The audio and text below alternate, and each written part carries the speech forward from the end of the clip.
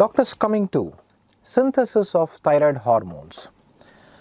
Let's have a deeper understanding of how thyroid hormones are getting synthesized, because that is going to be the most vital part of your answers. Now, let's take up a picture and let's understand the orientation of these pictures first. The yellow line indicates, or yellow shaded region indicates colloid, and the cells that are facing the colloid, you know this, it's going to be follicular cells, and on the other side of follicular cells is going to be interstitium. Very close to interstitium we are going to see a blood vessel that's going to be quite proximal to the basal membrane of follicular cells, and this side that faces blood vessel, this region that faces the blood vessel, the membrane is called as basal membrane of follicular cells, and the cell membrane facing colloid is going to be apical membrane of follicular cells. So that says two sides of a follicular cell, apical membrane and basal membrane. Alright doctors, now that's going to be your basic idea of the picture. Now in the apical membrane we are going to see an enzyme. Please remember, the green region represents an enzyme, and this enzyme is called as thyroid peroxidase. This enzyme is thyroid peroxidase. One of a key enzyme, very important enzyme in thyroid hormone synthesis is thyroid peroxidase, involved in multiple mutations, antibody related destructions, antibody related activations. Lots of things are going to happen with thyroid peroxidase enzyme, and the abnormalities of thyroid peroxidase enzymes are one of the very important aspects of clinical manifestations of thyroid disorders, right?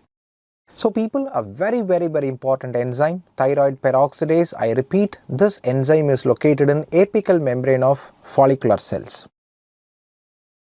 To understand thyroid hormone synthesis, we have to start our discussion from synthesis of thyroglobulin. We discussed in the structure of thyroid gland that colloid consists of a protein called thyroglobulin.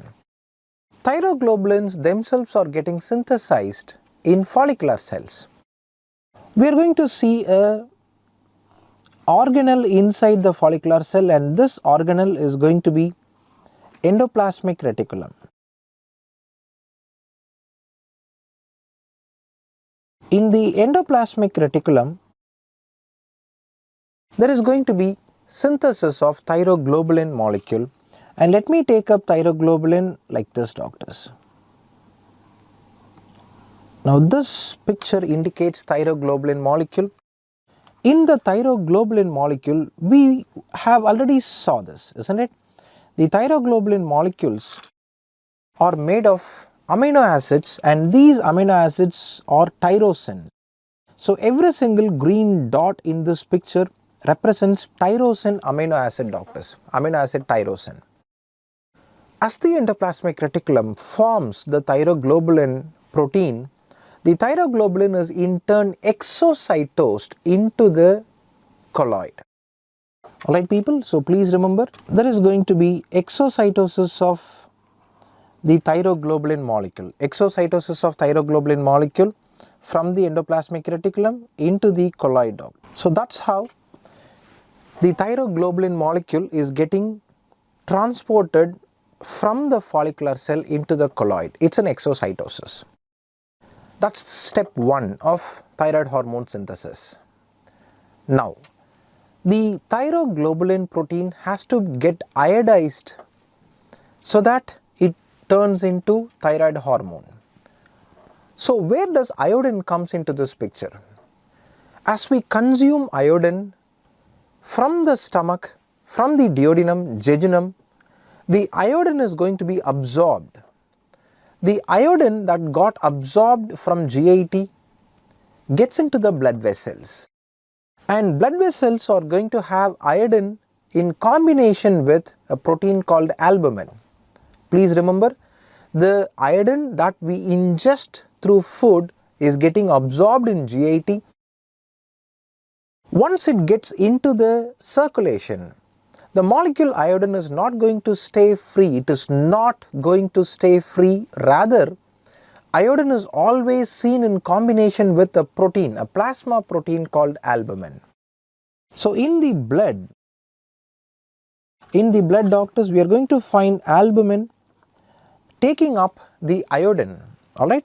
So iodine is going to be seen in association with albumin. And in this format, we are going to get iodine which is seen in combination with albumin in the circulation. And this combo, iodine combination with albumin, comes very close to follicular cells. When iodine comes very close to follicular cells, there is going to be a transporter that takes up this iodine from the blood vessel into the cytoplasm of follicular cells. And that transporter is called as sodium iodide symporter. So doctors, you are going to have transport of iodine into the follicular cells along with another molecule, sodium. Alright, it's a co-transport, sodium iodide symporter, and please remember this transporter is called as sodium iodide symporter. That is exactly how iodine is taken into the cell. From the cytoplasm, now the iodine has to reach colloid so that the iodine can combine with thyroglobulin. The transporter that takes iodine from the cytoplasm of follicular cell into the colloid is going to be called as pendrin channels.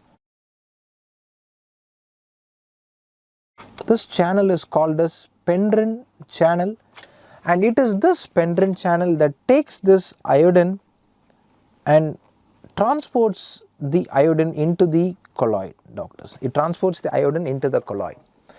Once iodine gets into the colloid, the very first thing that's going to happen to iodine is going to be something called as oxidation. All the iodides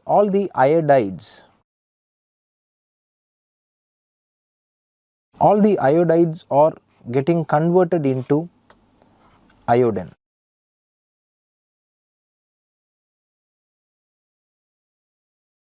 And this process of converting iodides into iodine is called as oxidation.